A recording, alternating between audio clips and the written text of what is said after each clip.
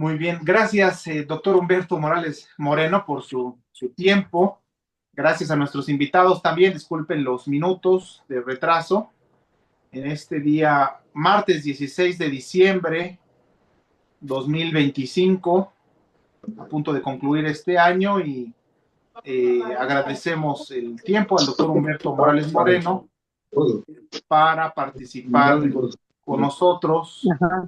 con Sí, esta me dijo doña Ángela que lo conoce. conferencia denominada Bicentenario de la Constitución Política de Puebla, cuya celebración, conmemoración, tuvo lugar el pasado domingo 7 de diciembre y hecho por demás relevante, que por el cual tuvo a bien el doctor Humberto en sugerir esta participación, y para lo cual, antes de escucharle debidamente, me permitiré dar lectura a su semblanza del doctor Humberto Morales Moreno.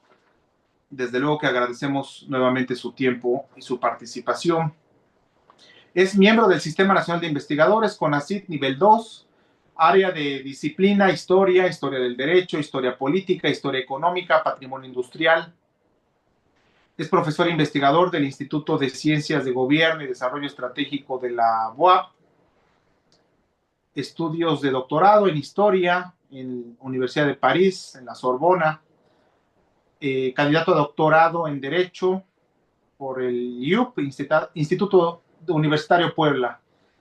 Perfil deseable PRODEP 2025 a 2028, miembro del cuerpo académico consolidado de antropología social, como parte de las sociedades científicas, forma parte es miembro permanente de la red de estudios de historia del derecho y la cultura jurídica, miembro del Observatorio de Salarios de la Ibero, de la Universidad Iberoamericana, representante académico de la UAP, asociado al máster con la Unión Europea, Universidades de París, Padua y Évora, coordinador adjunto del Comité Científico del Comité Internacional de la Conservación del Patrimonio Industrial,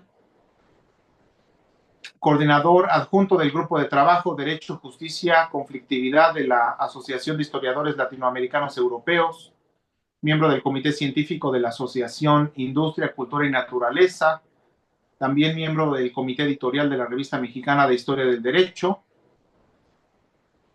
miembro de número de la Academia Nacional de Geografía e Historia, auspiciada por la UNAM, también miembro del Comité Científico de la revista Abaco y miembro también del Comité Científico del Foro Rusia e Iberoamérica en un mundo turbulento.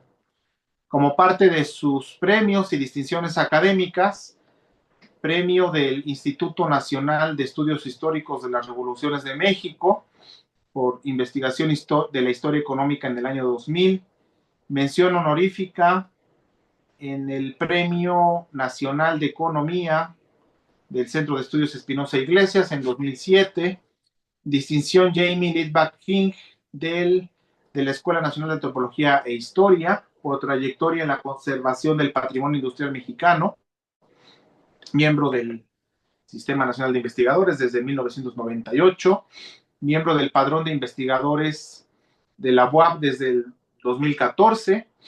Como parte de sus líneas de investigación, forman parte de la historia política, la historia del derecho, historia económica de la desigualdad y la pobreza, patrimonio industrial histórico. Es presidente del Observatorio Ciudadano de Cultura y Prácticas de Buen Gobierno, Asociación Civil, y expresidente del Instituto Latinoamericano de Historia del Derecho, presidente del Comité Mexicano de Conservación del Patrimonio Industrial, asesor del programa Delfín, asesor del convenio de colaboración entre el Instituto Latinoamericano de la Academia Rusa de Ciencias y el ICDE, más de 20 libros publicados, más de 50 artículos y más de 50 capítulos de libros. Y concluyo con las publicaciones recientes: México y Rusia, Diplomacia y Ajedrez, Moscú en 1925, Abaco, Revista de Cultura y Ciencias Sociales, Economics from Independence to Industrialization, Oxford Bibliographies, Oxford University Press. Libros: Ulises S. Grant, Porfirio Díaz, Militares y Presidentes, de Editorial Las Ánimas, Miguel Miramón, militar y estratega en la Gran Década Nacional 1857-1867. Y capítulos de libros, miradas mexicanistas sobre la matanza en Cholula y los debates actuales. Esto con la Universidad de Guanajuato, el gobierno de Guanajuato. Gracias nuevamente, doctor Humberto Morales Moreno. Ya nos conocemos desde hace algunos años. Recuerdo al menos 4 años en un Así evento es, que realizó usted en el Hotel Guilfer, el Salón Olimpo o así es, Olimpia.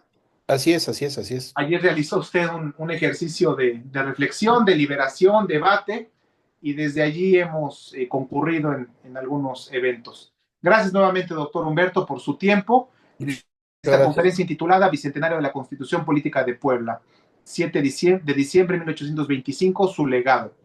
Adelante, doctor Humberto, tiene usted el uso de la voz y plena disponibilidad para compartir pantalla. Gracias. Si quieres tú mismo libérame, ¿no? ¿O lo vuelvo a poner? Ya está habilitado, sí, nuevamente, por favor, para que usted Ah, lo ya. comparta. Ok.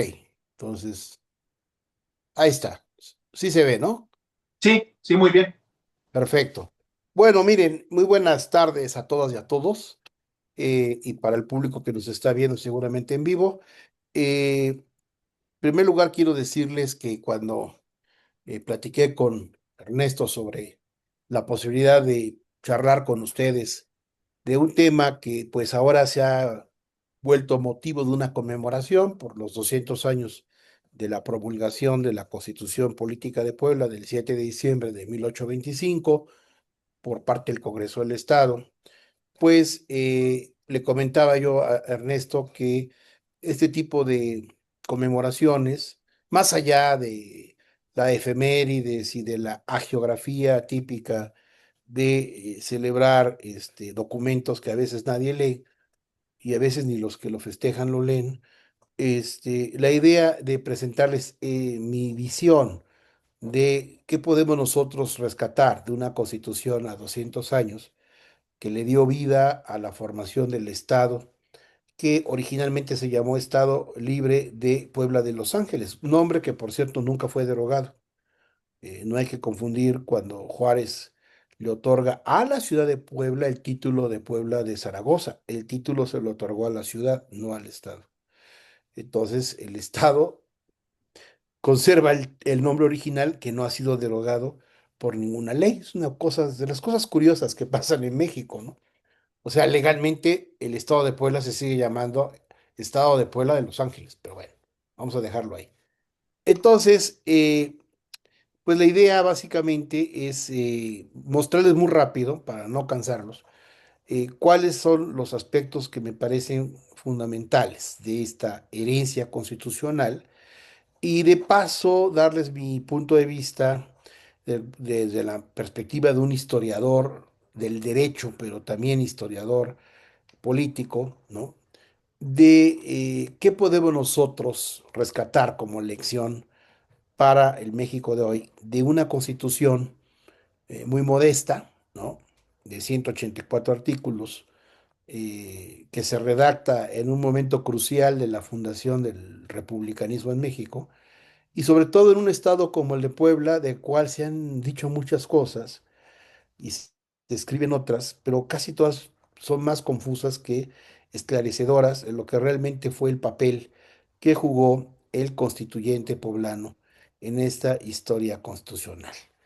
Entonces, bueno, eh, déjeme, creo que, caray, ahí está, ¿no? Sí, creo que sí, ¿no? A ver, déjeme ver, porque creo que sí, está bien. Bien, miren, aquí tenemos en esta imagen, a la izquierda mía, van a ver ustedes cuáles son digamos, las fuentes, digamos, desde el punto de vista del derecho legal mexicano, que van a venir a construir la arquitectura constitucional de lo que va a ser la Constitución poblana. Pero quiero que observen la imagen de la derecha. Y van a ver ustedes, dice ahí, Constitución Política del Estado Libre de Puebla. No dice libre y soberano.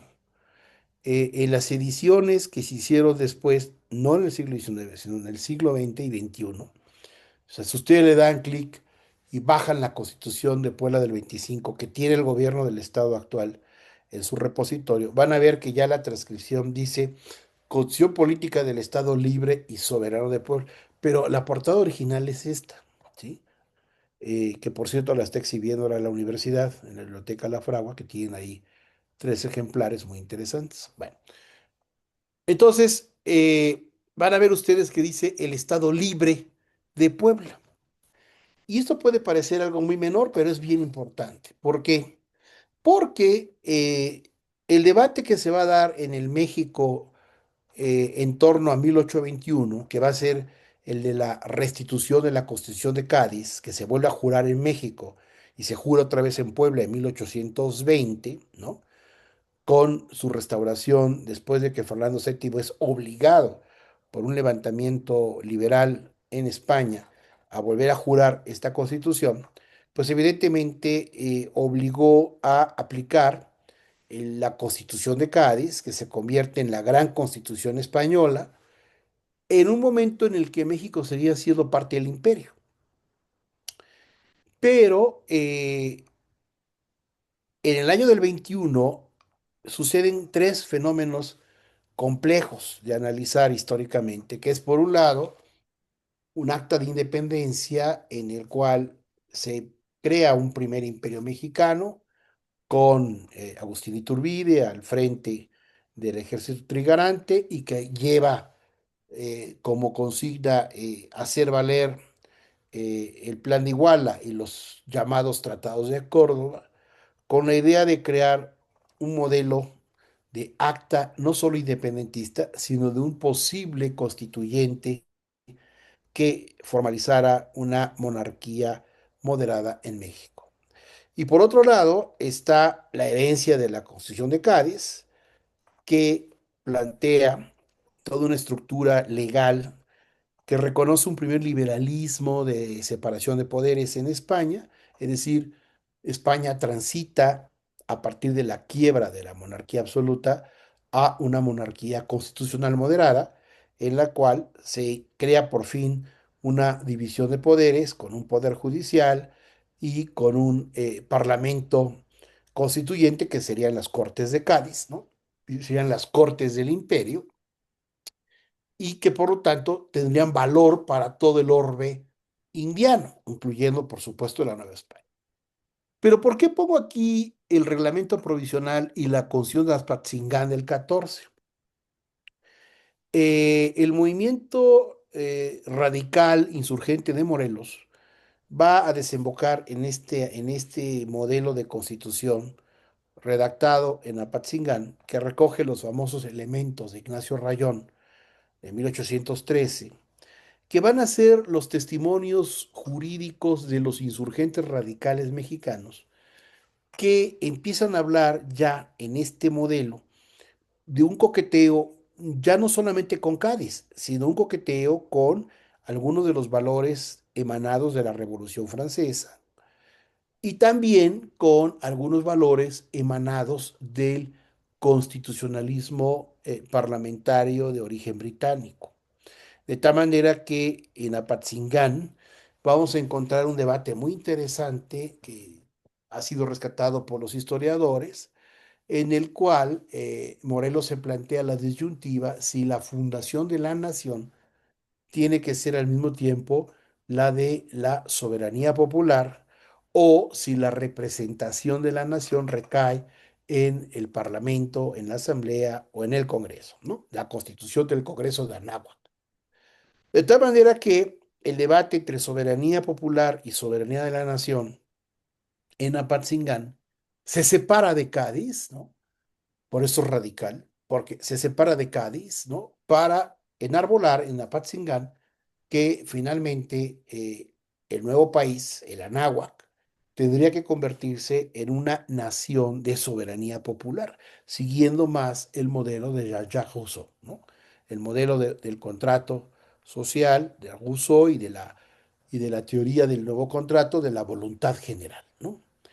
De tal manera que esto sí es una separación fuerte con respecto a Cádiz, porque Cádiz enarbola un federalismo para el imperio español basado en la representación de la nación, De tal manera que la representación de la nación es las cortes, en el caso de la península, y los congresos de cada una de las provincias del imperio. De tal manera que sería la victoria de la nación la que se impone como modelo de representación y el pueblo soberano, en la lógica de Cádiz, es un pueblo que sigue perteneciendo a órdenes estamentales, a linajes, nobleza, clero, milicia, profesiones liberales, pueblo llano, un poco para tomar también la influencia de las luces francesas, mientras que en Apatzingán se habla de un pueblo general,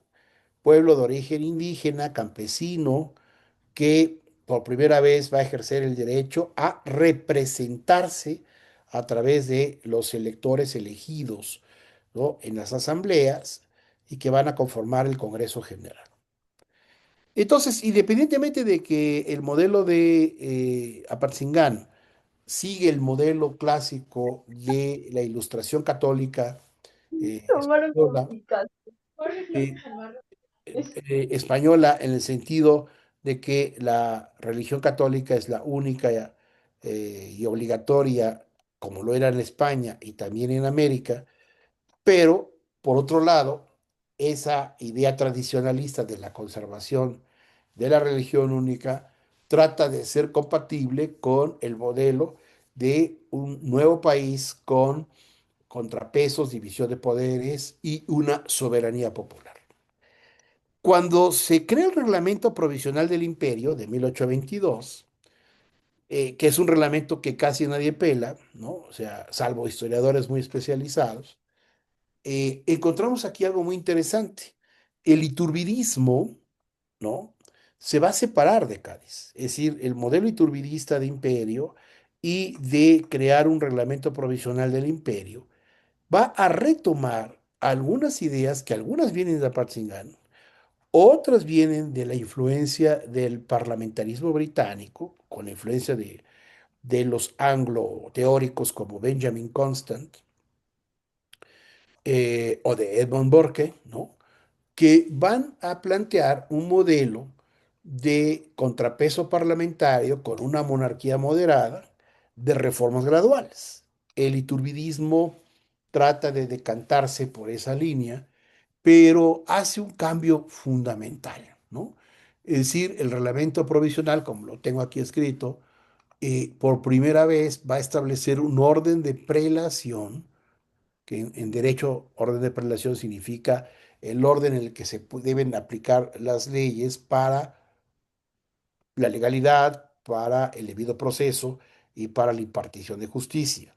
Y que este orden legal por primera vez reconoce que deben de ser, en primer lugar, los decretos de los congresos mexicanos y ya no la Constitución de Cádiz. Entonces, el reglamento es el primer parteaguas que rompe con el modelo gaditano y se decanta por un modelo ya mexicanizado, en el cual los congresos mexicanos van a ser los más importantes para redactar leyes y además para interpretarlas. Y luego vienen los demás órdenes, van a ver ustedes. En segundo lugar, ya son los decretos de las Cortes españolas, publicados antes de la Declaración de la Independencia, y también las disposiciones de origen novohispano, que llega hasta los fueros municipales y las 7 partidas. Es decir, hay una amalgama en México de reconocer derechos de origen novohispano y de origen español, muy antiguos, pero todos deben subordinarse a la nueva realidad de los congresos mexicanos. Entonces, esta es una primera idea que vale la pena retomar. Cuando se crea el segundo Congreso Constituyente del 23, se habla por primera vez de esta disputa, ¿no?, entre la soberanía de la nación y la soberanía del pueblo. Es decir, hay un pleito entre el modelo de Apatzingán y el modelo gaditano. De tal manera que en este segundo Congreso se prepara el acta constitutiva que va a ser el antecedente de la Constitución del 24 y por primera vez se habla de la necesidad de crear estados libres. Por eso la Constitución poblana redactó en su carátula el estado libre. Es decir, aquellos estados que van a surgir con la Constitución del 24 y que van a afirmar la soberanía de la nación. Es decir, se van a decantar por un modelo con fuerte influencia gaditana, ¿no? En el sentido de que la nación se representa por el Congreso, por la Asamblea, ¿no? Y de esta manera se habla de poderes como el Poder Judicial y el Poder Ejecutivo, ¿no? Como lo manejo acá, con un consejo de gobierno que viene de la etapa iturbidista y que los consejos de gobierno son una herencia española del regalismo, de lo que vendría a ser la Cámara del Rey, ¿no? Del siglo XVIII, ya en la época del regalismo borbónico, y que también tiene cierto tufo de influencia del modelo del Consejo de Gobierno francés del emperador Napoleón después de 1804. De tal manera que entonces México retoma estas ideas del Consejo de Gobierno y lo mete como un instrumento de control y vigilancia ¿de quién? Del Poder Ejecutivo. Porque en este Congreso Constitucional, que desemboca en la Constitución del 24, todos los diputados, llámese iturbidistas, llámese borbonistas, llámese federalistas o centralistas, todos desconfían de un excesivo poder en la figura de un gobernante. Por eso acuérdense ustedes que en la transición de la independencia al imperio de Iturbide, México es gobernado por un triunvirato. Esta idea de que tres personas pueden gobernar es una idea que viene del modelo del directorio francés y la idea es justamente es evitar que un poder unipersonal pues termine abusando, ¿no? De sus facultades. Esto después se va a decantar. Se discutió que la del 24 pudiera ser una constitución con un ejecutivo triunvirato, pero al final se desechó y se dijo, no, mejor creamos una vicepresidencia y creamos dos cámaras. El modelo de dos cámaras no tenía sentido en el México virreinal, ni tampoco en el garitano, pero en México utilizamos el modelo de las dos cámaras, un primitivo Senado. Aquí sí, ya con la lectura del modelo de la Constitución de Filadelfia en los Estados Unidos, ¿no? La idea de que los estados de la Unión tuvieran una representación de contrapeso ante las decisiones de los diputados que en un principio eran diputados territoriales y después ya se volvieron diputados por población. Entonces, al final de cuentas, se crea el sistema federal con todas estas amalgamas que les acabo de decir, y como consecuencia de eso, pues se jura la Constitución también en Puebla, y cada estado del país, el nuevo país, empezaron siendo 19, con 4 territorios, y después terminaron siendo 24 estados originales, y Puebla firma su acta constitutiva, ¿no? La que vieron ahí en la portada que les puse hace rato, y escribe una jurista poblana, Alicia de Martino, que el edificio que ocupó el Supremo Tribunal de Justicia, que es donde se deliberaban la promulgación de la Constitución, pues era el antiguo local conocido como La Lóndiga, que está en el pasaje del Ayuntamiento de la ciudad de Puebla actualmente, ¿no? Entonces se crea formalmente el Estado de Puebla como Estado libre de Puebla de Los Ángeles. Ahora, ¿por qué esta idea del Estado libre? Y sin embargo, al interior de la Constitución del 25, ya hablando de Puebla, sí se maneja el término libre y soberano. Pero en la portada, ¿por qué no lo nombraron? Porque hubo una tremenda discusión, muy, muy fuerte, que no la voy a exponer aquí porque me llevaría a otra conferencia, de la tensión que hubo entre los diputados poblanos que se fueron a México a votar la Constitución del 24, que muchos de ellos eran o clérigos o abogados, en su mayoría, y que algunos radicales como Miguel Ramos Arizpe, que era chantre de la Catedral de Puebla y fue un gran defensor del modelo federal radical mexicano, discutían si la soberanía de la nación era una soberanía compartida o una sola soberanía. De tal manera que si era una soberanía compartida, entonces estamos hablando de una confederación, el México confederado, que surge en 1824, o una soberanía única, lo que implicaba un México centralizador en la capital de México, lo que le daría poder a los llamados centralistas, ¿no? Que consideraban que México no estaba preparado para un modelo de tipo federal, confederado, porque esto iba a provocar que las provincias tuvieran demasiada autonomía y amenazaran con amagar una posible disolución de la unidad nacional. De tal manera que entonces el debate entre Estado libre y soberano fue muy fuerte porque hubo estados muy radicales como Yucatán, Zacatecas, Guadalajara, por poner, y Zacatecas, bueno, sí, y Durango también, como los más radicales, que hablaban de un liberalismo federativo de una soberanía autónoma, es decir, el Estado es libre y soberano y por lo tanto se rige por sus propias reglas, tiene su propio código jurídico, tiene sus propias reglas incluso de vecindad y ciudadanía, y por lo tanto la única unión que tiene con el centro es el famoso contingente fiscal, ¿no? Los recursos fiscales que se le dan al gobierno central para su sostenimiento, pero nada más.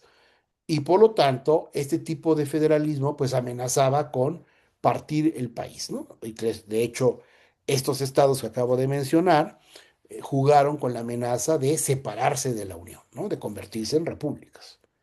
Entonces, el caso de Puebla es muy interesante y todavía está medio mal estudiado, en el sentido de que Puebla tuvo diputados que se dividieron. Hubo diputados que sí jugaron y le apostaron al modelo de un Estado centralizado, estilo Ciudad de México, o sea, Puebla, los diputados federales de Puebla decían, no, hay que seguir un modelo centralista como el de México, porque necesitamos más cohesión, más unidad y de esta manera que haya una sola soberanía y que los estados sean replicadores de la soberanía, pero que no tengan esa facultad de libre y soberano. Libres para administrarse, pero una soberanía única. Y luego otro grupo de diputados, también poblanos, que decían lo contrario, no, Puebla necesita tener autonomía. El Estado tiene que ser libre y soberano. ¿Por qué? Porque Puebla es la segunda capital del país, lo cual era cierto, tenía el mayor número de diputados después de la Ciudad de México. México, si no me falla la memoria, tenía 34 diputados y creo que Puebla tenía 17. Era el segundo estado con mayor representación federal de todo el país. Tercero era Jalisco con Guadalajara, en fin. Entonces, una parte de los diputados decía, no, queremos un federalismo más radical, libre y soberano, ¿no? Porque Puebla tiene que dictar sus propias leyes, tiene que crear sus propios poderes, judicial, legislativo y ejecutivo, y pactamos, aquí sí, un modelo aparentemente similar al americano, ¿no? Un pacto federal, ¿no? En realidad no hubo esa influencia americana, esto es una confusión que mis amigos abogados, yo también soy abogado, pero pues, ellos no son historiadores, se confunden mucho, ¿no? Y siguen repitiendo esta idea de que seguimos el modelo americano de Estado federal, no tiene nada que ver. El federalismo mexicano es de origen virreinal y la mejor demostración es la propia Constitución de Puebla, como lo vamos a ver, porque eh, la división territorial de Puebla, partidos, ayuntamientos y Estado, no se modificó de cómo estaba Puebla organizada desde el virreinato. O sea, en pocas palabras, la Constitución poblana modeló una especie de Estado libre y soberano federal, pero sobre una estructura virreinal que no cambió durante buena parte del siglo XIX. ¿Por qué hicieron esto los juristas poblanos? Porque el tipo de federalismo del que están hablando es un federalismo basado en un modelo de república que viene del siglo XVIII. Es decir, la palabra república, la palabra pueblo y la palabra federación no tienen el significado en la Constitución del 25 que tenemos hoy de esos conceptos. Ese ha sido otro grave error que mis colegas juristas cometen. Ser republicano en el México del 24 y 25, en el caso incluso de Puebla, es reconocer que el modelo republicano viene de la gran autonomía de administración propia que tenían las alcaldías mayores, las intendencias desde el siglo XVIII y XVII. De ahí viene esa idea de república, ¿eh? No es el republicanismo radical francés que vamos a conocer después de la caída de Napoleón, no, es un republicanismo de antiguo régimen, es decir, autonomía, administración propia y capacidad de legislar. Ese es el modelo republicano del que se está hablando en la Constitución del 25, ¿sí? Y cuando se habla de pueblo, estamos hablando del pueblo antiguo, es decir, el pueblo que está representado a través de las castas, a través de los indígenas, a través del Estado nobiliario, clero, milicia y administradores. Ese es el pueblo. No es el pueblo libre, soberano, que vota democráticamente como lo conocemos hoy. Falta ver si México realmente ya es así. Pero lo cierto es que estamos hablando del pueblo del antiguo régimen. Y ese es el pueblo del que se está hablando aquí. Entonces, si revisamos con cuidado algunos artículos clave de la Constitución 25, por ejemplo, el cuarto, tenemos aquí algo muy interesante.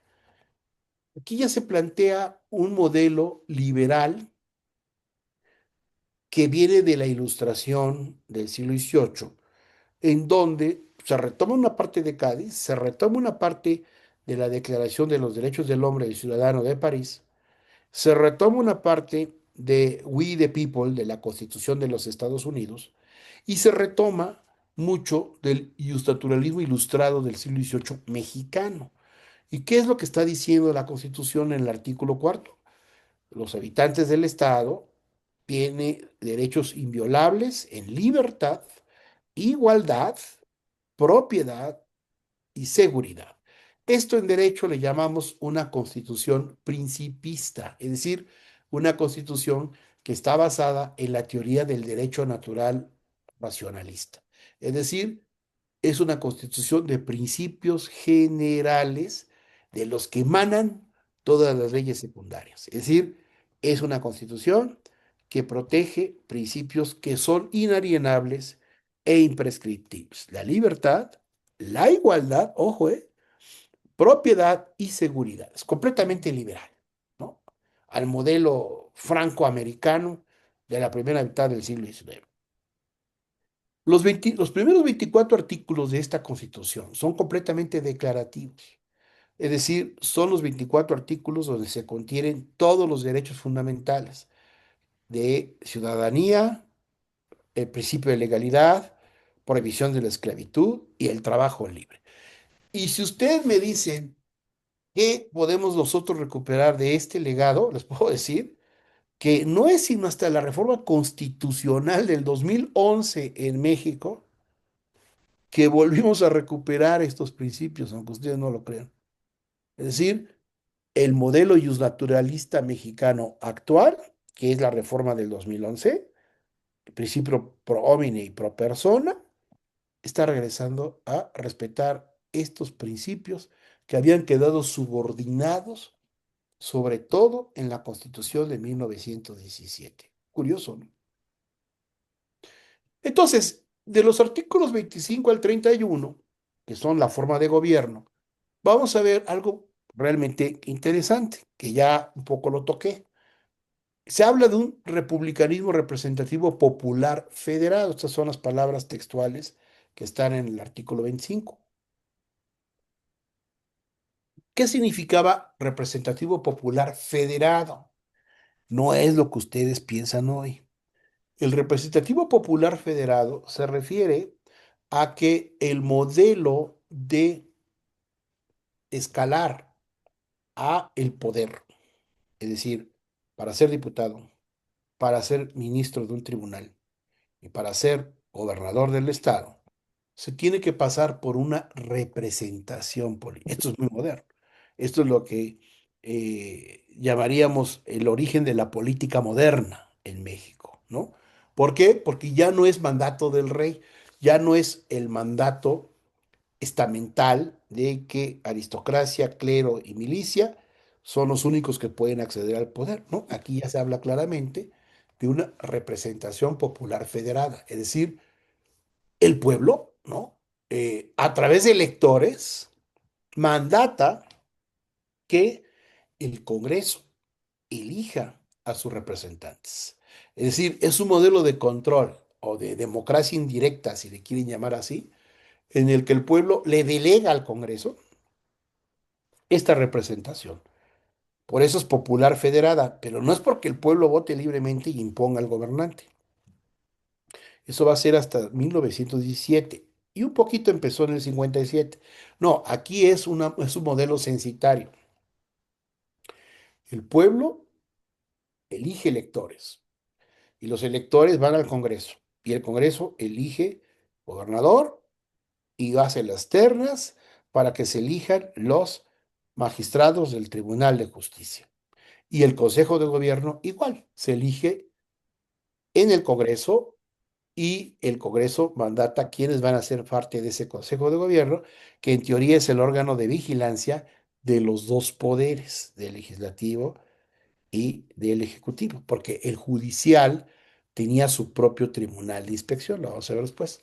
Entonces, aquí estamos hablando de una victoria de la nación y un surgimiento muy contradictorio de la política moderna en Puebla. ¿Por qué? Porque volvemos a lo mismo. Puebla es el centro de fuertes tensiones entre diputados que no creen en un modelo federado y que le apuestan más a un modelo centralista de tipo iturbidista o borbónico, que ojo, eso no tiene nada que ver con ser conservador. Ese es otro error que se comete por mucha gente que lee cosas de la historiografía mexicana, de liberales y conservadores. Aquí no hay liberales y conservadores. Lo que hay son defensores de la tradición ilustrada novohispana que tienen una visión central, centralista, pero no necesariamente monárquica. O sea, ser centralista no es sinónimo de monarquía, aunque la monarquía era un modelo a seguir porque era parte de nuestra evolución histórica. Es decir, adoptar un modelo federal republicano fue algo excepcional en México, algo que pudo no haber ocurrido. Y de hecho, muchos liberales moderados no estaban convencidos de adoptar un modelo republicano federal porque pensaban que era demasiado rápido para un país que estaba mejor organizado bajo un modelo de monarquía representativa centralizada. De hecho, los diputados de la Ciudad de México son los que más se opusieron al modelo federal. Curioso, ¿no? Siempre se dice que la Puebla conservadora y que el clero son puras tonterías. Eso ya quítenselo de la cabeza, son puras tonterías. Es decir, los diputados clérigos más radicales de Puebla, nadie los podía controlar, eran totalmente radicales, eran súper federalistas, eran clérigos. Y muchos abogados poblanos, que eran laicos, eran mucho más conservadores en el sentido de ser más centralistas o incluso monárquicos. Pero no tiene sentido hablar de liberales y conservadores en esta etapa. Estamos hablando de defensores de la tradición que eran liberales, porque ya vimos por qué eran liberales, ¿no? Todos, pero otros eran liberales más moderados o conservadores y otros eran liberales más radicales. Pero todos tenían algo en común. Defendían la fe católica, todos, absolutamente todos. Ser católico era ser conservador, no tiene sentido. Entonces, estamos hablando de pueblo soberano, nación cívica y una estructura territorial del antiguo régimen. Es decir, una constitución moderna, como la de México y la de Puebla, son modernas en el discurso, es decir, en una modernidad de ruptura contra la madre patria, pero por otro lado es tradicional porque esa modernidad se ancla en una estructura territorial que no cambió, es el antiguo régimen. Entonces tenemos un pueblo estamental, es un pueblo corporativo, es un pueblo súbdito en transición. Popular no es sinónimo de pueblo libre y democrático y organizado, por supuesto que no. El sentido es el heredado del sistema virreinal. Todavía en los censos de población de Puebla que yo he consultado del siglo XIX, todavía la palabra gente de razón se sigue utilizando en los censos, ¿no? Por lo tanto, es una soberanía representativa y que radica en el Congreso. Los artículos 32 al 70, fíjense ustedes, son demasiados artículos para el Congreso del Estado. Y aquí entonces vuelvo otra vez a insistir en la tesis de que una constitución como la de Puebla del 25 le dio un enorme poder al Congreso, no al Ejecutivo, se lo dio al Congreso.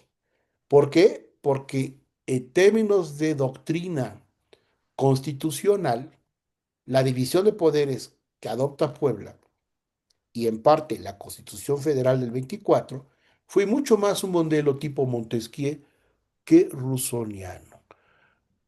La Constitución Federal del 24, los diputados de la Ciudad de México, los diputados de Puebla, que tenían un poco de miedo, algunos, no todos, del federalismo radical, se decantan por un modelo tipo Montesquieu de una división de poderes controlada por el supremo poder, que es el Congreso, de acuerdo con el espíritu de las leyes de Montesquieu.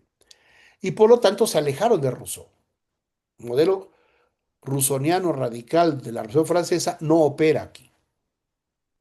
Es más el modelo de monarquía parlamentaria de tipo británico que Montesquieu alababa cuando en su exilio en Londres escribió L'Esprit de Loi, ¿no? Montesquieu le está diciendo a los franceses, déjense de tonterías, si van a hacer una revolución, cópienle al modelo británico. El parlamentarismo británico es la solución para el mundo moderno, no esas tonterías de hacer la república del año uno, no, no, déjense de tonterías. ¿No? Ese es el modelo de Montesquieu y es el que se está reproduciendo acá.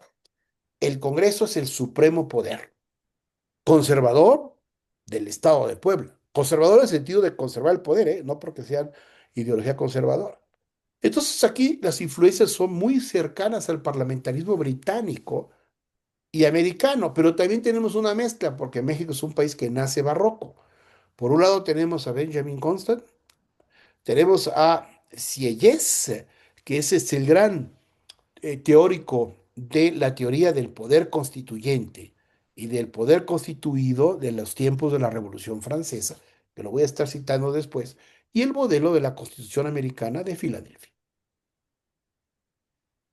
De los artículos 71 y 84 se le dedica un buen rato al tema de las leyes. Esta es una parte muy interesante, no tengo tiempo de expandirme aquí, pero lo interesante de esta parte de la Constitución es que definitivamente aquí queda muy claro que el monopolio de la interpretación de la ley es potestad del Congreso. Esta es una idea que viene del modelo de Montesquieu también, que operó mucho en la Revolución Francesa y en la época del Imperio, en el sentido de que la interpretación de la Constitución es el monopolio de el supremo poder legislativo, es el espíritu de la ley, ¿no? Es el Congreso. Y por lo tanto, la letra de la ley es el poder delegado en los tribunales de justicia. Bueno, así se redactó también la de Puebla, ¿no? El monopolio de la ley es potestad del Congreso. El Congreso dispone leyes y además acota los poderes de los otros dos poderes, sobre todo el Ejecutivo, a través del Consejo de Gobierno. Y por lo tanto, el Congreso se convierte en el garante de la ley, no el Poder Judicial, es el Congreso. Y luego vienen estos artículos del 85 a 131 que habla de las características de los diputados que son elegibles para el Congreso Federal, que es una elección también indirecta de tercer grado, ¿no? En la cual, una vez más, los electores, el pueblo soberano, organizado por votación por las parroquias, porque las urnas electorales se ponían en las parroquias, porque era la manera histórica en que la población se reunía, pero sí había INE, no vayan a pensar que no, México tuvo INE desde que se fundó el país. La gente piensa que las elecciones en México fueron algo macabro, no, se ponían, sí circulaba, se ponía una urna, se ponía en la lista de los elegibles y el pueblo, que eran hombres mayores de edad, mayores de 18 años, que tenían un trabajo y tenían un modo honesto de vivir, que ese concepto viene de la Ilustración, y que lo va a retomar la Constitución del 24, la federal, y la va a retomar la de Puebla de 1825, ¿no? Es lo que va a marcar, por eso se llaman censitarias, es lo que va a marcar quiénes podían votar y quiénes no, quiénes tenían la calidad de ciudadano. ¿No? Y entonces votan, nombran a un elector que lleva ese voto y ese voto va al Congreso. Y esos congresistas también eligen a los diputados que iban al Congreso Federal. Pero el resto de los artículos, porque este modelo de diputado federal tiene muy pocos artículos, creo que es del 85 al 89, algo así. Y el resto ya es el Poder Ejecutivo y el Consejo de Gobierno, que tiene mucho menos artículos que el de Congreso. Bueno, no mucho menos, no, también tiene bastantitos, pero menos, porque está dividido entre Poder Ejecutivo y el Consejo de Gobierno. Y aquí ustedes van a ver cómo el Poder Ejecutivo, el gobernador del Estado, tiene muchas limitaciones para ser gobernador, porque podía ser gobernador de Puebla un comandante militar nombrado por el presidente de la República.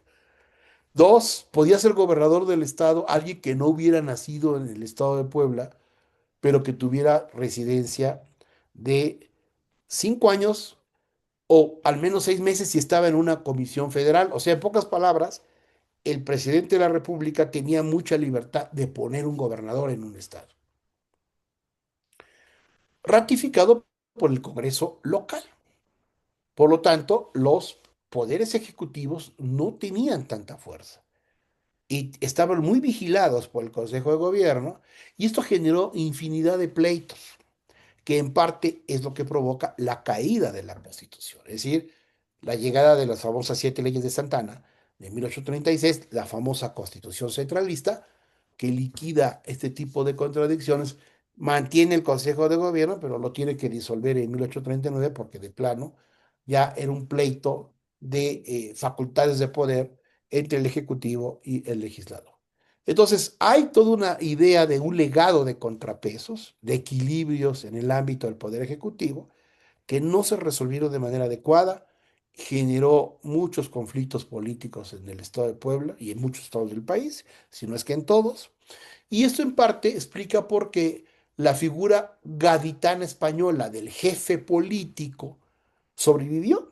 Los jefes políticos eran en realidad, tenían más poder que el gobernador del estado, porque el jefe político, que era una figura española del siglo XVII y XVIII, y que con Cádiz se ratificó, era el intermediario político entre el gobierno central, en este caso federal, y el gobierno local. Entonces los gobernadores tenían que estarle disputando el poder a el jefe político y a los prefectos que vigilaban la vida política de los ayuntamientos. Entonces son influencias franco-españolas, estas sí son claramente franco-españolas. Y lo interesante es la desconfianza por el poder absoluto. Aunque ustedes no lo crean, México nace en la primera mitad del siglo XIX, y el caso de Puebla es muy claro, con una enorme desconfianza por el poder absoluto. Nadie quiere un gobernador dictador. Nadie. Hay que vigilarle, cortarle las manos y evitar que haga lo que se le pega la gana. Y esto es bien interesante. Me parece que es un legado interesante, ¿no? Para el día de hoy.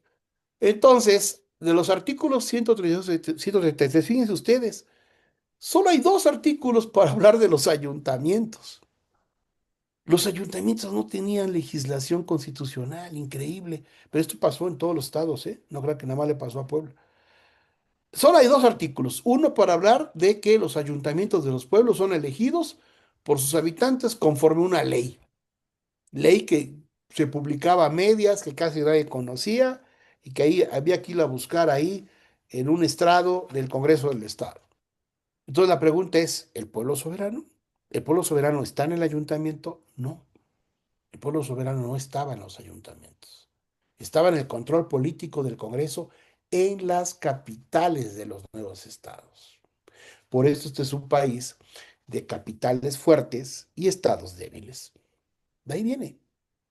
Entonces, el pueblo soberano es una representación estamental corporativa. Los ayuntamientos no tienen una clara representación democrática en el ejercicio del poder público.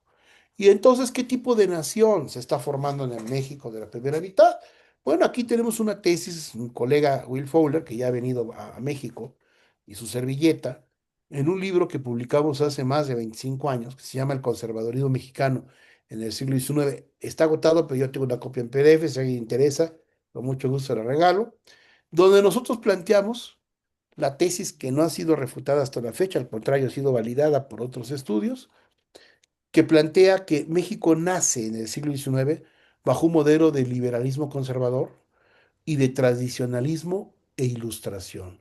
El México de la primera mitad del siglo XIX es un México que retoma la ilustración, defiende la tradición, por eso no cambiamos las estructuras novohispanas en lo más fundamental, que es el ayuntamiento.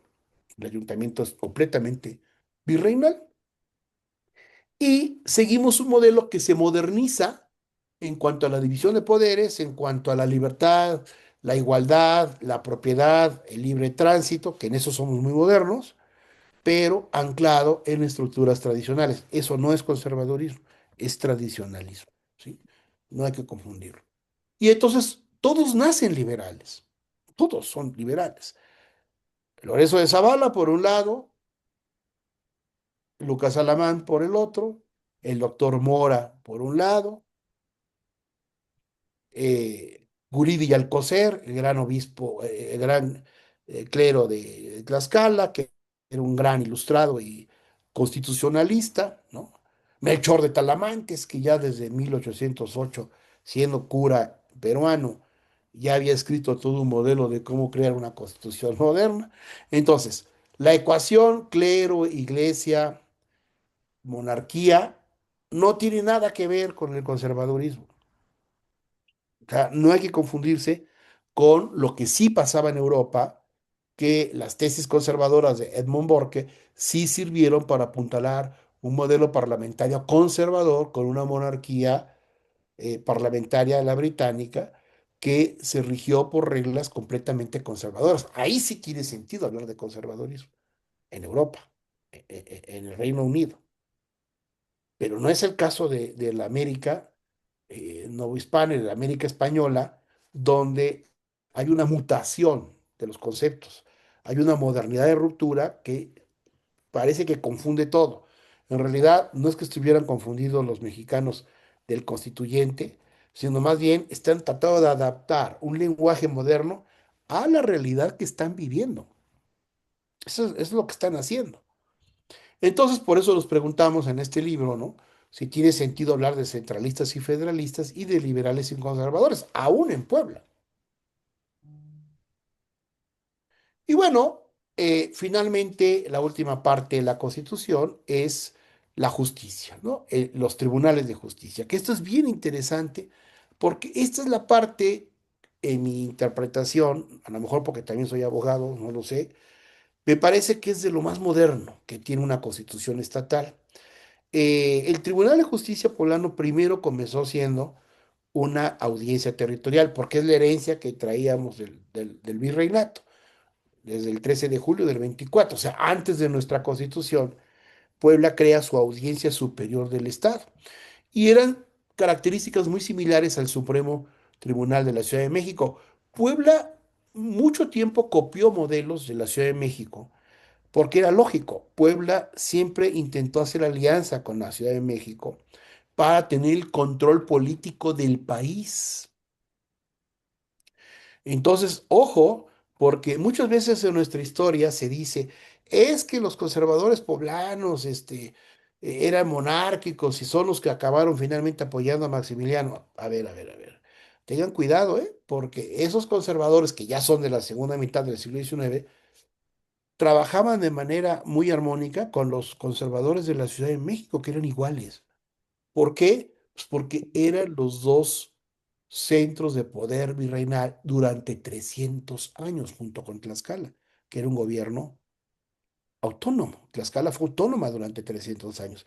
Es lógico que los tlaxcaltecas tuvieran un pensamiento que se fue decantando por el conservadurismo. ¿Por qué? Pues porque habían tenido el poder durante 300 años, como lo tuvo el obispado de Puebla y lo tuvo el obispado de la Ciudad de México. Pues era normal, no podían pensar de otra manera.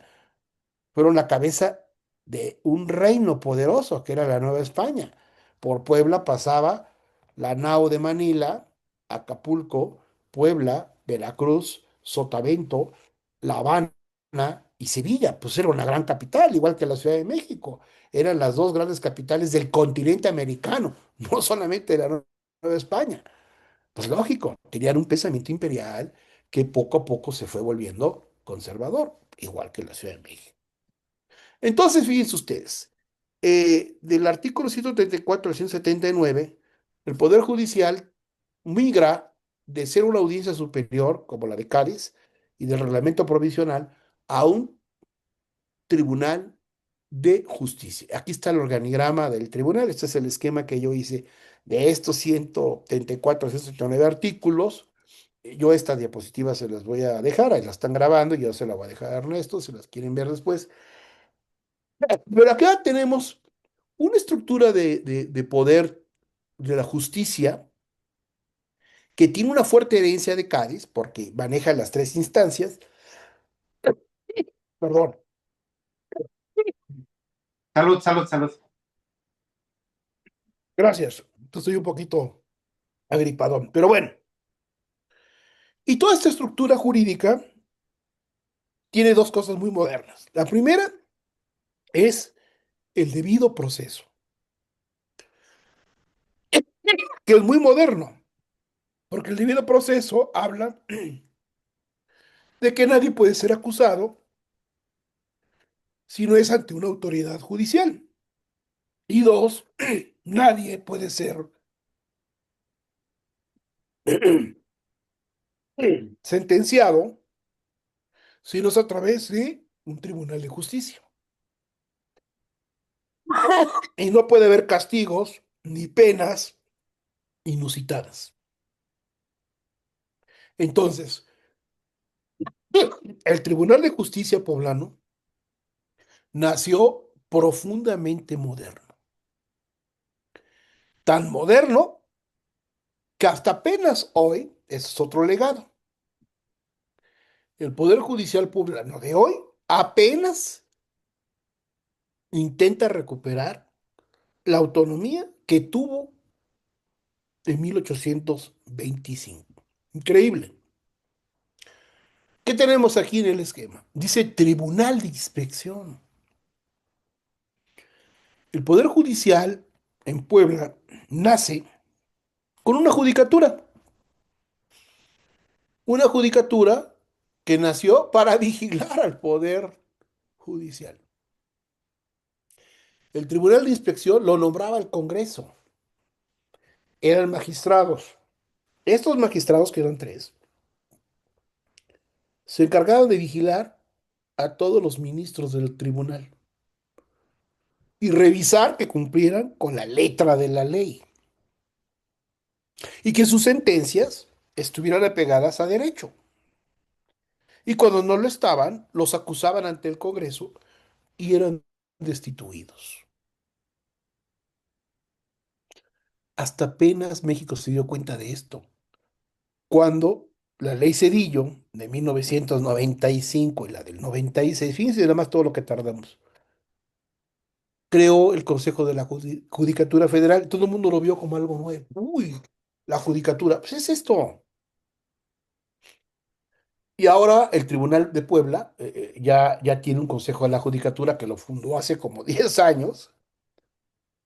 Nada más que está peor porque la Judicatura actual sigue teniendo de funcionarios a magistrados que manda y coloca el gobernador del estado. Los gobernadores de los estados hacen lo que quieren con los presidentes de los tribunales de justicia hasta la fecha. Aquí eso era imposible, porque este tribunal lo nombraba el Congreso del Estado, no el gobernador. Y luego tenemos los tribunales de primera, segunda, tercera instancia y el ministro del Tribunal Supremo era el guardián de lo que hoy llamaríamos el juicio de amparo. No existía el amparo como recurso todavía en esta época, pero existía algo que en muchos aspectos era mejor que el amparo.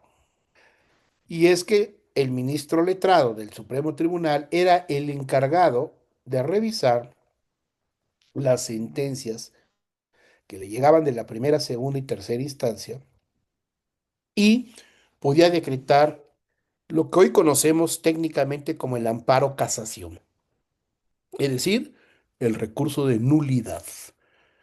Un quejoso podía meter su queja ante el Tribunal Supremo por alguna sentencia ejecutoriada que venía de la tercera instancia o de la segunda, el ministro la revisaba y se consideraba que se había violado el debido proceso y el principio de legalidad, anulaba la sentencia. Es decir, aplicaba el principio de nulidad o de denegada nulidad, que es español y en México existió desde el siglo XVII, pero aquí se retoma.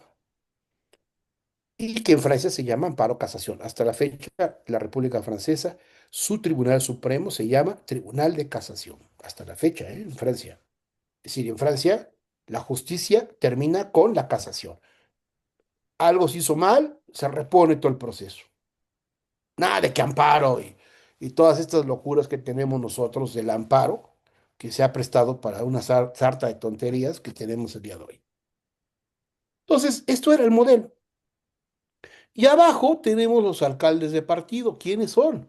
Son los alcaldes de los ayuntamientos, los cuales se quedan como primera instancia. ¿Por qué? Porque los alcaldes, históricamente, desde la Nueva España, son los que se encargaban de los serenos, de vigilar los rondines, la policía y buen gobierno en los ayuntamientos, conocen a los pueblos, hablan las lenguas de los pueblos y por lo tanto conocen al pueblo. Aquí está el pueblo, abajo.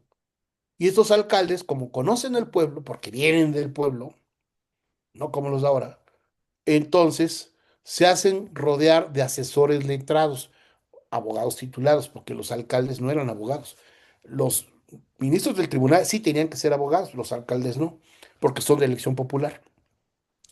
El alcalde es poder ejecutivo, pero hace las funciones de poder judicial en los pueblos, que eso es típico del antiguo régimen. De tal manera que entonces la primera instancia parte de la autoridad de los pueblos, de los ayuntamientos, con asesor letrado, y si las partes no llegaban a un arreglo porque se hacía todo por conciliación, ahora resulta que ahora otra vez ya somos justicia de conciliación, ¿no? Y de mediación.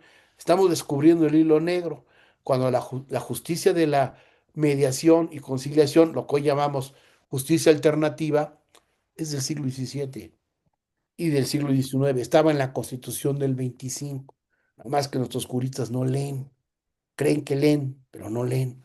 Entonces, todo este modelo, que hoy ya lo estamos recuperando, si ustedes revisan el organigrama del Tribunal Superior de Justicia de Puebla de hoy, retomaron esto. Están hablando ahora de justicia alternativa. Pues es esto. Es lo que se hacía en la Constitución del 25. Todo era conciliación. Se iba a juicio cuando la falta era grave, un delito grave como homicidio, violación, robo con arma, que eran delitos graves. Entonces, eso sí, se iban directamente a un letrado, es decir, a un tribunal de primera instancia, que es el que retoma la causa, y entonces se abre el juicio. Pero si no había necesidad de juicio, los alcaldes resolvían todo el pleito, lo resolvían con los jueces de paz, que se supone existen en los pueblos todavía. Entonces, esto es una justicia muy moderna, pero anclada en un modelo tradicional. Eso es México. O sea, México lo que hace es una amalgama de herencias españolas novohispanas con herencias modernas liberales. Y así funcionó el México de buena parte del siglo XIX. Entonces, para terminar, les diría que los últimos artículos son los de la reforma a la Constitución. ¿no? Y aquí viene el fantasma de Sieyès. ¿Por qué? Porque en el debate del constituyente federal, por eso puse la imagen de la Constitución Federal del 24, se debatió si la Constitución mexicana era susceptible de ser reformada o de ser derogada o abrogada. Y entonces el pleito, que es un pleito que nunca terminó, decidió que no, que la Constitución solo podía ser reformada. Y se legisló que la del 24 solo podía ser reformada 10 años después. Cuando Puebla hace su constitución, sigue el mandato federal y pone que la reforma tendría que ser 10 años después. Pero en realidad, en el caso de Puebla, se decidió hacer una reforma porque en la constitución poblana, para que vea la autonomía, Puebla dice, no, nosotros vamos a hacer en el 31, no la vamos a hacer a los 10 años, la vamos a hacer el 31. Y así lo decretaron. O sea, se fueron por la libre, ¿no? Porque somos Estado libre y soberano. Entonces pusieron su reforma en el 31 y efectivamente la reformaron en el 31 para cosas muy menores. El tema de la ciudadanía, que es un súper tema. Y entonces, ¿qué pasa? ¿Por qué pongo el fantasma de Sieyès? Porque Sieyès es el teórico francés que habla del poder constituyente y el poder constituido. Y Sieyès hace la pregunta de si un poder constituyente puede ser permanentemente constituyente o no, o si una vez que se constituye, se convierte en poder constituido y por lo tanto solo puede reformar la Constitución. Y si se trata de hacer una nueva, se tiene que abrir un nuevo poder constituyente. Sieyès pensaba que el poder constituyente era al mismo tiempo un poder constituido. ¿Por qué? Porque es fundador y reformador. Pero dice Sieyès, esto solamente puede pasar si la Revolución Francesa se decanta por un modelo de soberanía popular.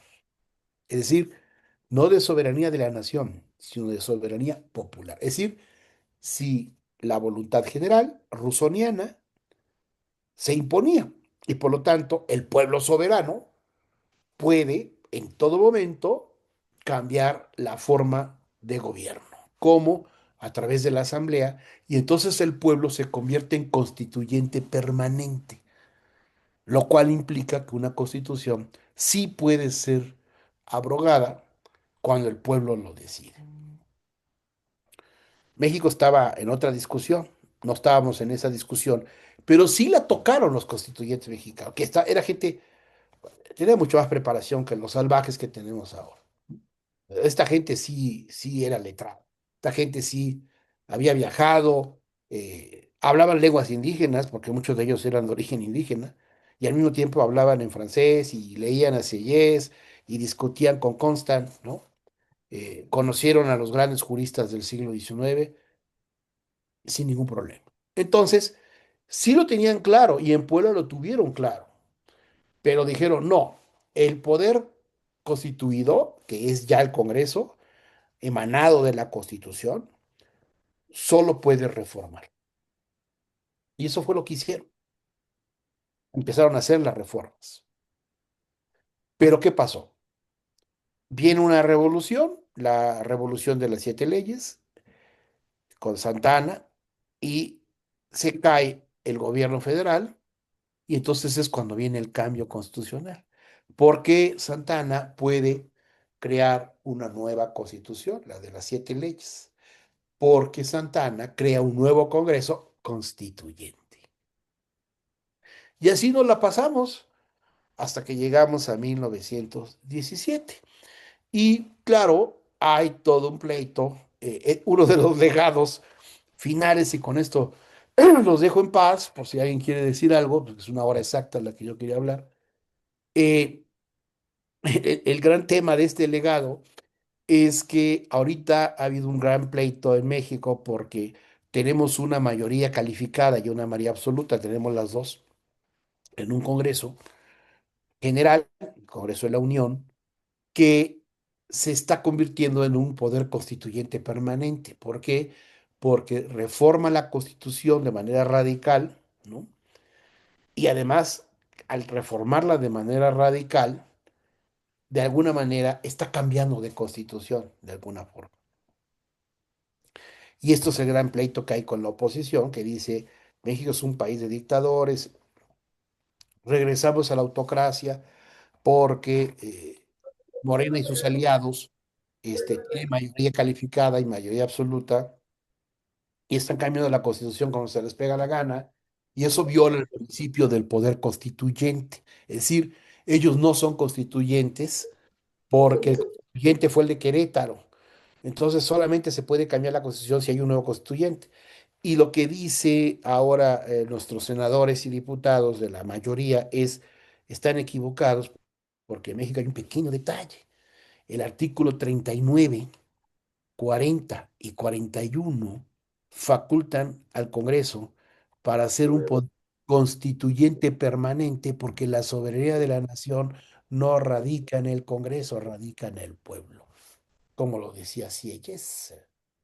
Y por lo tanto, si el pueblo es el soberano, si el pueblo vota mayoritariamente y dice, vayan ustedes al Congreso y voten las reformas que sean necesarias, porque yo soy el constituyente, se joden, señores, somos constituido y somos constituyente, y así se maneja el país actualmente. Es un legado.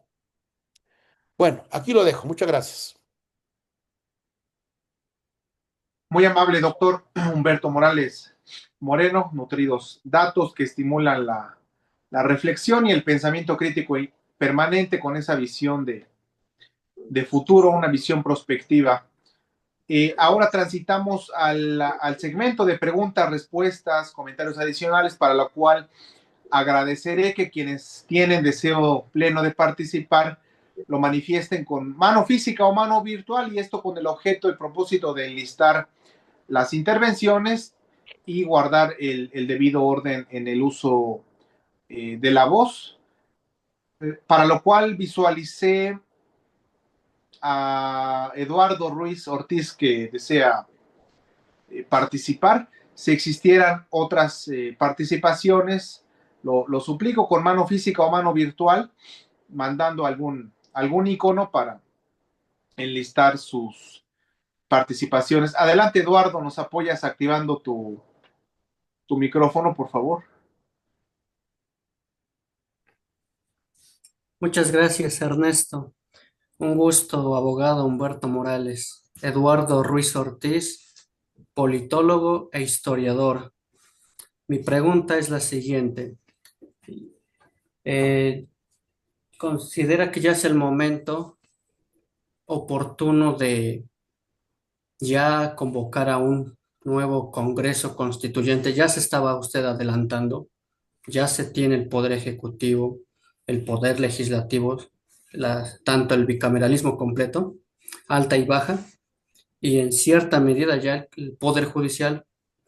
Tantas reformas de gran profundidad que han hecho el actual partido, ¿no es el momento ya oportuno de nueva constitución? Ya para que no la estén reformando y reformando, que sea un nuevo constituyente, un nuevo pacto político que es nuestra constitución, aprovechar que también se incorpore la participación ciudadana como ley, que se reconfigure también la modalidad de las formas la forma de gobierno de esta división de federal, estatal, municipal, y que también entre un cuarto ordenamiento. Entonces, más que nada eso, doctor. Ya es el momento oportuno que se aproveche o van a estar modificando constantemente. Muchas gracias, doctor. Un gusto escucharlo. ¿Quieres que conteste de una vez, Ernesto, o quieres que haya más? Por favor, doctor, yo Rápido. tengo una pregunta, pero no han No, manifestado su deseo de participar otros sí, ponentes, pero antes de escucharle, doctor Humberto, muy quiero rápido. reconocer la Sí. asistencia de don Antonio Tenorio Adame, nos acompaña hoy diputado federal y es autor del libro La agonía del Congreso. Y mi pregunta que en breve formularé, lo referiré a él. Pero si gusta, doctor Humberto. Ya, yo solamente para contestar aquí al amigo que tuvo la gentileza de escucharme, es que México es un país, paradójicamente México hoy es un país conservador. Eh, México es un país que le tiene miedo a las revoluciones radicales, le tiene miedo a los cambios profundos. Y esto viene desde que nos fundamos como país. Vean ustedes en lo que les acabo de explicar, ¿no? Cómo las constituciones liberales mexicanas son muy contradictorias porque por un lado jalan la tradición y por otro lado usan un lenguaje de modernidad y ruptura, pero al final de cuentas es una mezcla barroca entre lo tradicional, lo antiguo y lo moderno. México ha caminado así toda su historia. Desde hace 200 años, nuestro modelo constitucional ha sido siempre un híbrido entre discurso de modernidad, de cambio, incluso algunos radicales. Los cambios más radicales que constitucionalmente México ha tenido han sido los de las leyes de reforma, la Constitución Liberal del 57, que tuvo cambios muy radicales, muy, muy radicales, incluso para todo el continente americano, incluyendo los Estados Unidos. Y la del 17 con el famoso constitucionalismo social, ¿no? De los artículos tercero, 27 y 123 constitucional, que se consideraron en su época radicales. Pero esos radicalismos estuvieron siempre en una camisa de fuerza que fue totalmente conservadora. Es decir, lo radical en México siempre estuvo controlado por una facción, por un arreglo de camarilla o al final por un ejecutivo fuerte, sobre todo a partir del porfiriato, donde el ejecutivo vuelve por sus fueros. El ejecutivo se fortalece en México a finales del siglo XIX. ¿Y qué pasa? El Ejecutivo absorbe muchas potestades de los otros poderes y crea un poder conservador. Por eso decimos Fowler y yo que la segunda mitad del siglo XIX es la del conservadurismo liberal. Todos se volvieron conservadores de la época, el último periodo de Juárez y Porfirio Díaz, pero también eran liberales porque creían en una democracia abstracta, creían en una división de poderes, el propio Porfirio Díaz, ¿no? Díaz es el autor intelectual del principio de sufragio efectivo, no reelección. Ese lema es de él, no es de Madero. Pero ya ven ustedes cómo lo respetó, ¿verdad? Hizo lo contrario. Eso es México, eso hay que entenderlo. Entonces, yo le diría aquí al amigo que no sé si México esté preparado o no. Yo creo que México no quiere hacer esos cambios. Es decir, muchas reformas de la Constitución en el siglo XX y en el siglo XXI han sido golpes técnicos a la Constitución del 17. En realidad, sí hemos cambiado de Constitución. La más radical reforma es la del 2011. Ahí inventamos una nueva Constitución. Nadie se dio cuenta, pero es una nueva. Revisen ustedes los artículos 1 al cuarto y es una reconfiguración absoluta. ¿Por qué? Porque México retoma el principio, lo que ya dije, pro persona y pro homine, y pone como fundamento principal, principista, de defensa constitucional a la persona humana y a la dignidad, algo que no existía en el constituyente de Querétaro, ni en las reformas del siglo XX. Entonces ahí dimos un golpe técnico de Estado, se creó una nueva constitución, que es la que rige ahora muchas de las reformas posteriores, que tiene que ver con los derechos humanos, con el derecho de tercera, cuarta y quinta generación, y otras más que estamos teniendo el día de hoy. Digamos que la reforma de Andrés Manuel López Obrador, en realidad, paradójicamente, es una continuación un poquito más radical de lo que empezamos en el 2011. Pero tampoco Andrés Manuel tenía ganas de cambiar de constitución. Lo que hizo fue hacer reformas más fuertes, pero no cambiarla.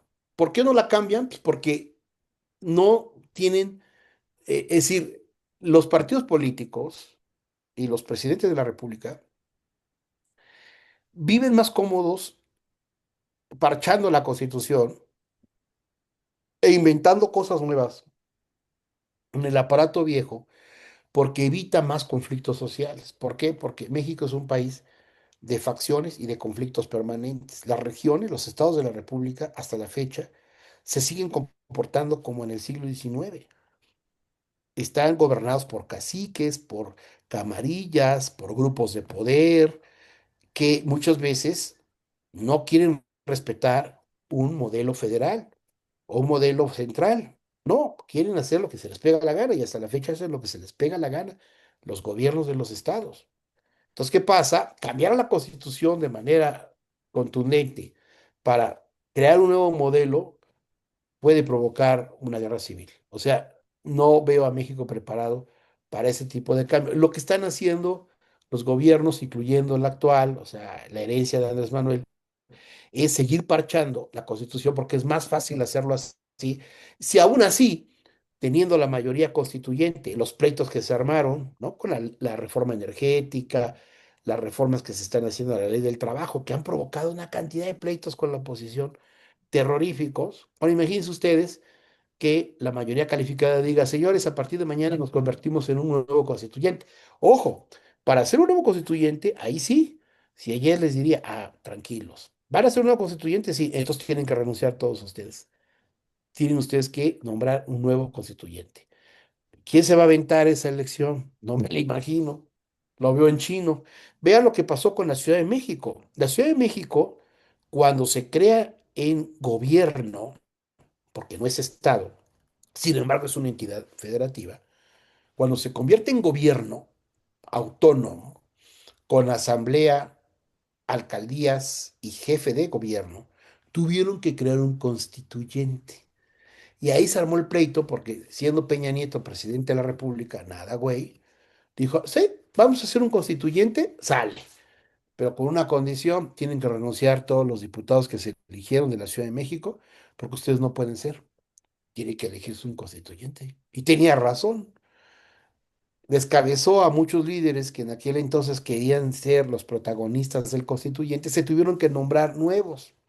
Claro, ahí ya el poder que tenía Andrés Manuel, todavía Morena no existía, pero el PRD con Andrés Manuel tenía la suficiente fuerza porque gobernaban la Ciudad de México. Además, lograron imponer un constituyente que finalmente votó una constitución que es una constitución radical. No sé si la han leído, la de la Ciudad de México, es la única del país que ha sido producto de un poder constituyente, la única. Bueno, por una razón, porque antes no tenía constitución. Es primera, pero es por un constituyente. Y si la revisa, tiene partes terroríficamente radicales que no tienen las demás constituciones del país. Y aún así está sujeta a conflictos y broncas. Pero claro, ahí gobierna de manera hegemónica la alianza de Moreno. Ahí sí gobierna de manera hegemónica. Controla la mayoría de las alcaldías, aunque cada vez tiene más problemas, y por lo tanto tiene el control de la asamblea. Pero es el único caso en el país. En los demás estados de la Unión, esto no se ha podido hacer. Porque aunque tienen mayoría calificada, es el caso de Puebla, tenemos un Congreso que en teoría es mayoría calificada porque Morena y sus aliados tienen el control del Congreso, del Estado. Pero ustedes vean cómo se comportan. En vez de pensar en un nuevo constituyente, pero una nueva constitución de Puebla, que lo podrían hacer, prefieren seguir siendo comparsas del gobernador en turno. ¿Por qué? Porque es más cómodo. El gobernador es el que manda, es el que tiene el control del Congreso y le impone al Congreso su agenda, en vez de que el Congreso le imponga su agenda, como lo hacíamos en el 25, al gobernador. Entonces, veo difícil, ¿eh? Veo difícil que podamos pasar a un nuevo constituyente, ¿no? Porque México le tiene miedo a los cambios radicales, le tiene miedo a las revoluciones. Esa es la paradoja, ¿no? Tuvimos una revolución fuerte a principios del siglo XX, pero ahora en el XXI eso nos da mucho miedo, ¿no? No veo a México como un país radical en ese sentido. Gracias, doctor. Sí, en efecto, vamos algo miedosos a las revoluciones. Muchas gracias, doctor. Gracias, Ernesto. Gracias, doctor Humberto, por su respuesta y Eduardo también por tu pregunta. Mientras se enlistan otras preguntas, interrogantes, doctor Humberto, escuchando en múltiples ocasiones a nuestro amigo don Antonio Tenorio Adame, que se encuentra con nosotros, él ha referido sobre la vida, obra, la importancia de dos personajes y amablemente quisiera pedirle si nos pudiera compartir algunos datos eh, sobre alguien que hizo usted referencia, usted refirió durante su disquisición a José Guridi y Alcocer, y sobre Fray Servando Teresa de Mier, doctor Humberto, algunos datos que usted nos pudiera amablemente compartir sobre ellos en torno Bueno, a la... mira, eh, son personajes contemporáneos, los dos, y tenían afinidades. No soy especialista en ninguno de los dos, pero te puedo decir que Guridi Alcocer, por un lado, y Fray Servando Teresa de Mier, por el otro, tenían en común que tenían experiencia parlamentaria. Eh, bueno, Fray Servando estuvo en Cádiz, estuvo en las Cortes, y Guridi Alcocer fue un gran teórico de modelos de diseño legal, digamos, preconstitucionales. También tuvo participación activa en la discusión de la Constitución de Cádiz y digamos que fue un pensador importante con visión jurista. A pesar de que los dos tienen formación diferente, los dos coincidían en algo. Los dos estaban convencidos de que México tenía que evolucionar a un modelo de monarquía constitucional, moderada, los dos. Consideraban que la monarquía constitucional moderada era la mejor manera de mantener un equilibrio ante la ruptura con el imperio. Y por lo tanto, una vez que el iturbidismo se viene abajo y por lo tanto se distancia a México de la corona, porque ya no se está pensando en traer un príncipe a gobernar México, sino que ahora México va a tener que buscar un modelo representativo propio. Digamos que más Guridi Alcocer que Fray Servando, porque Fray Servando prácticamente desaparece de la escena después de la independencia, pero Guridi Alcocer no. Guridi Alcocer tuvo todavía una actividad importante, incluso influyó en Puebla, aunque él no era poblano, ¿eh?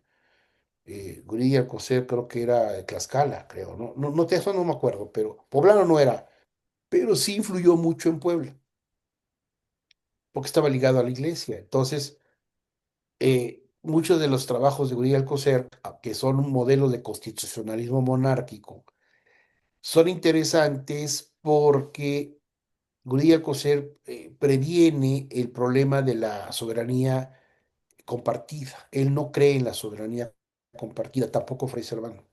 Consideran que una soberanía compartida iba a llevar a México a un modelo de tipo confederado como el de los Estados Unidos, y que al final de cuentas Estados Unidos después lo tuvo que liquidar también ese modelo, porque tampoco le funcionó.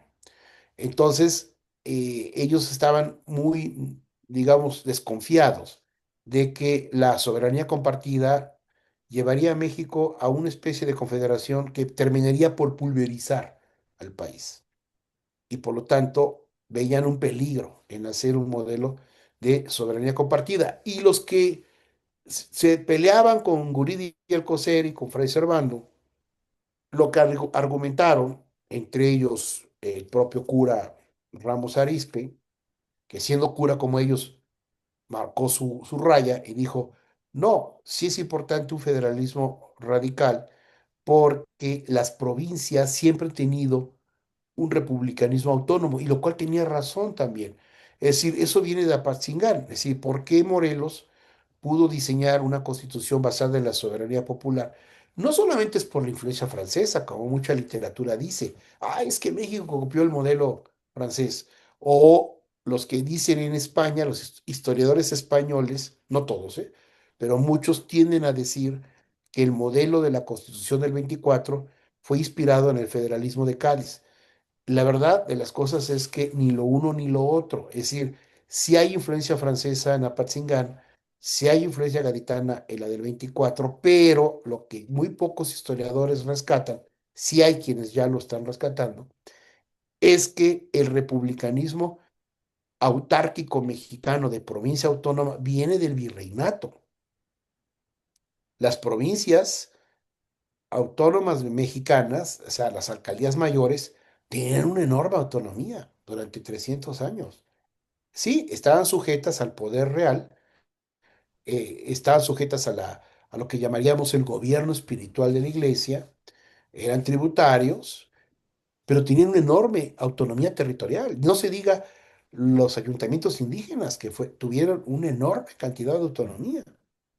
Eran naciones dentro del reino. Era una unión de reinos, como lo era España. Entonces, ¿qué pasa? Esa unión de reinos llega al 19 y se convierte en una república federal de manera muy fácil. ¿Por qué? Porque ya lo explicamos. En la Constitución de Puebla se puede ver claramente, si tuviéramos que hacer el mapa territorial de la Puebla del 25 con la Puebla del 18, el mapa es el mismo. Es decir, los poderes del Estado son los poderes que el Estado heredó del periodo virreinal. ¿Por qué? Porque ya eran republicanos en el sentido antiguo, en el sentido de aristotélico, de la res pública, ¿sí? Entonces, ¿qué pasa? Fue muy fácil meterse en un modelo republicano, que no es gringo, no es británico, no es español, ni es francés, es de origen novohispano, pero con estas mezclas. Entonces, Uri Alcocer y Fray Servando son interesantes porque discuten un modelo de autonomía de la nación mexicana, están convencidos en la soberanía de la nación, y ahí Fray Servando tiene discursos muy buenos porque Fray Servando se decanta y se decepciona en parte de la influencia de la monarquía absoluta porque a él mismo lo maltrataron en las cortes. Lo vieron como de sangre inferior por su origen mestizo, criollo mestizo. Entonces ahí cuando se da cuenta Fray Servando que el imperio no trata a la Nueva España como reino, lo trata como colonia. Y ahí es cuando Fray Servando dice, no, aquí hay que romper con España. ¿Por qué? Porque nos están viendo como colonia y nosotros no somos colonia, somos un reino. Que esas son las principales discusiones de Fray Servando. Las de Guridi van más en el lado de, digamos, a Guridi lo podemos ver como un precursor del primer derecho constitucional mexicano. Es un super personaje. Ya hay biografías de él, publicadas sobre Guridi y Alcocer, que vale la pena retomar, que mucho tiempo quedaron olvidados estos señores por el anatema de que, es que son curas conservadores. José María Luis Mora era cura y murió siendo cura en París. Y tuvo hijos, además, porque era común que los curas, no solo mexicanos, en cualquier parte del mundo, del orbe católico, tenían hijos. Pues eso no era problema. Y eran liberales o eran conservadores. Y los dos podían tener la mitra puesta y podían dar la comunión. Y uno se estaba peleando con el otro porque uno era más federalista y el otro era más conservador. Uno era republicano y el otro era monarca, pero pertenecían al Estado eclesiástico, lo mismo los militares. Entonces, ese anatema del liberal y conservador fue más bien el invento ideológico de los liberales de la reforma, que son los que ahí sí dicen, no, estos changos lo que quieren es que México se decante por una monarquía y nosotros ya no estamos en esa discusión. Por eso ya es a partir de la guerra de reforma donde tiene ya sentido hablar de liberal y conservador.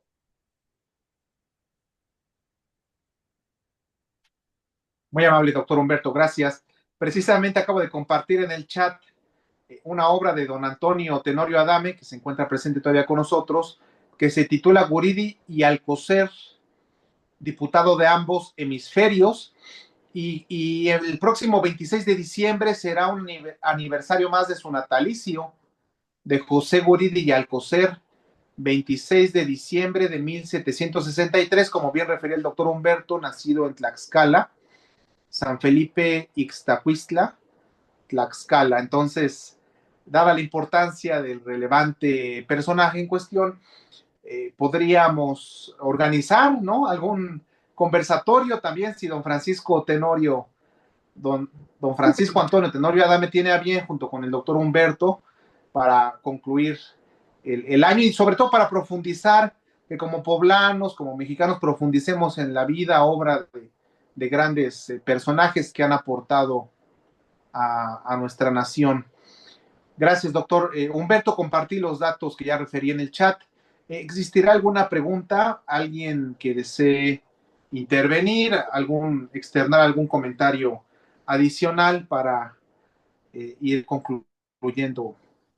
¿Existirá alguna pregunta?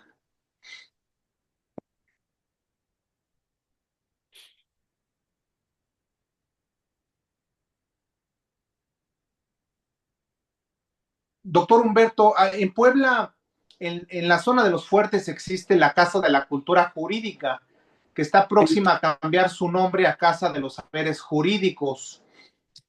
¿Considera usted que podría desarrollarse alguna sinergia colaborativa con esta casa, insisto, que cambiará de nombre, Casa de los Saberes Jurídicos, que la dirige el doctor Federico Pablo Vázquez García? Recientemente hemos acudido, asistido a una serie de eventos precisamente conmemorativos con los 200 años de la Constitución, pero al menos lo visualizo o mi interpretación es como desean acercarse, romper esa barrera, al menos que existe con los ciudadanos, con el pueblo, siendo el sujeto político fundamental para que haya Estado.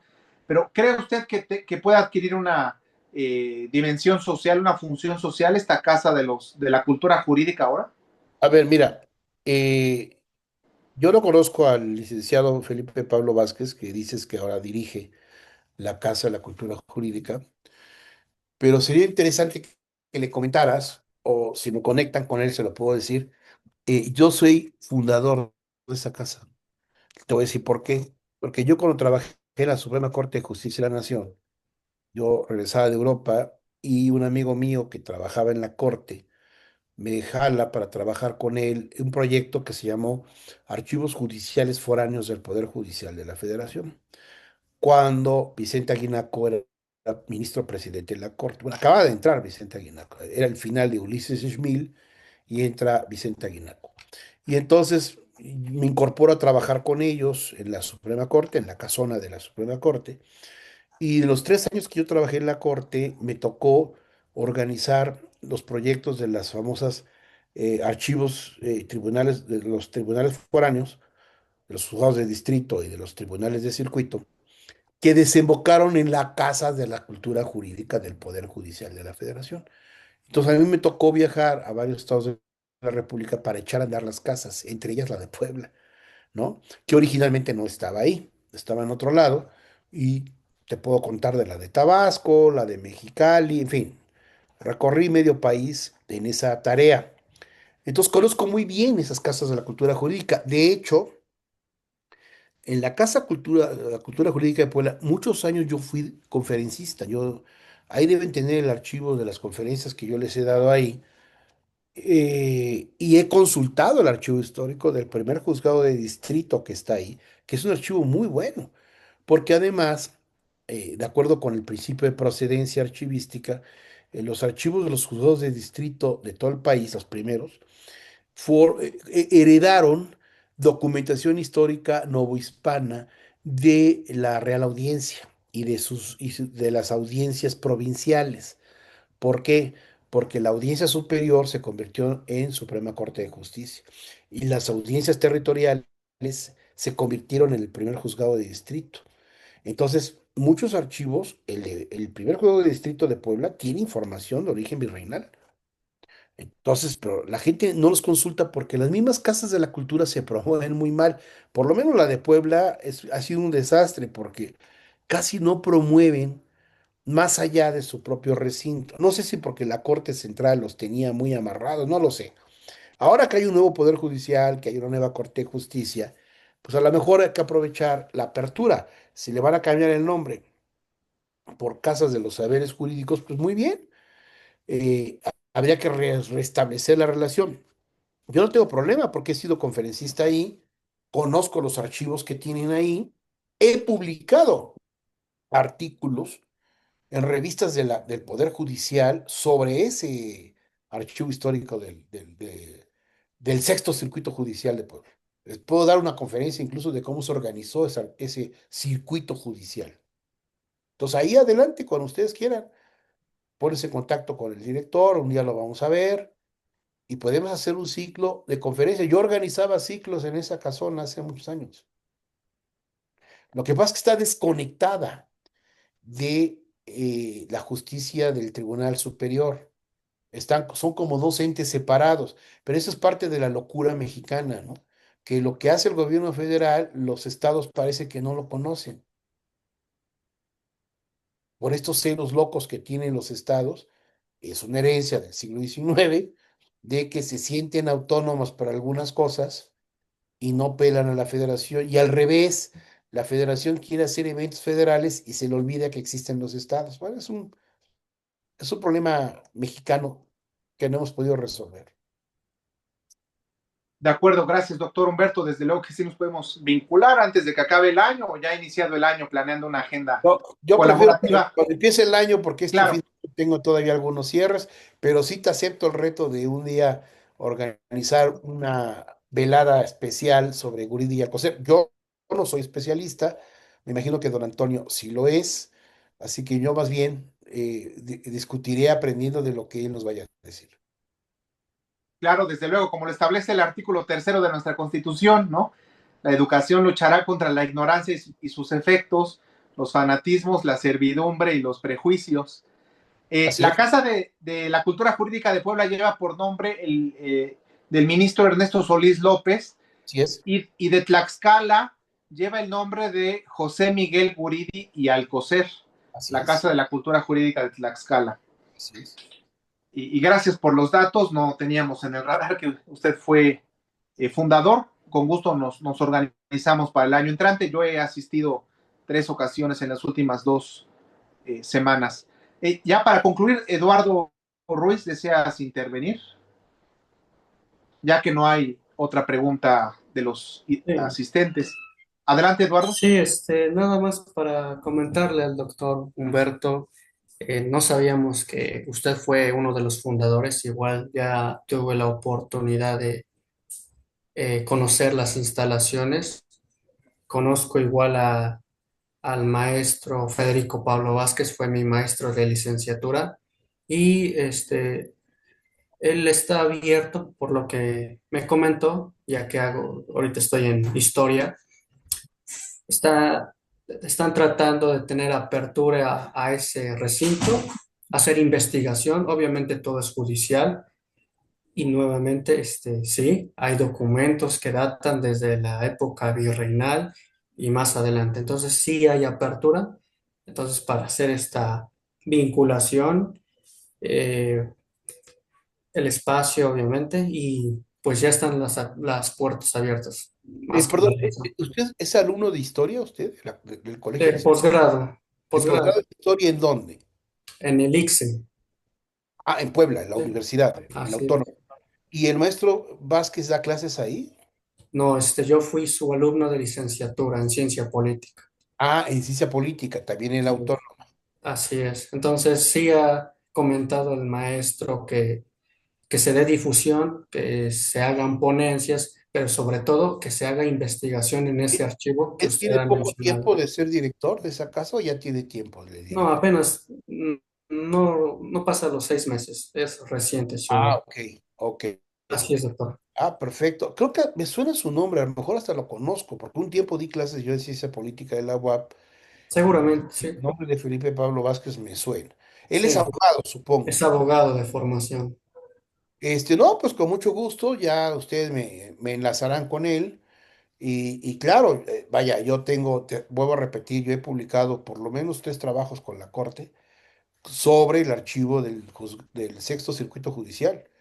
O sea, vaya, tengo ahí trabajos clave. De hecho, yo rescaté en ese archivo el expediente que, por cierto, el tomo 1 está extraviado, pero del tomo 2 al 4 son cuatro expedientes de todo el juicio completo que se dio ante la justicia federal por el asesinato de Aquiles Cerdán, y ahí está todo documentado.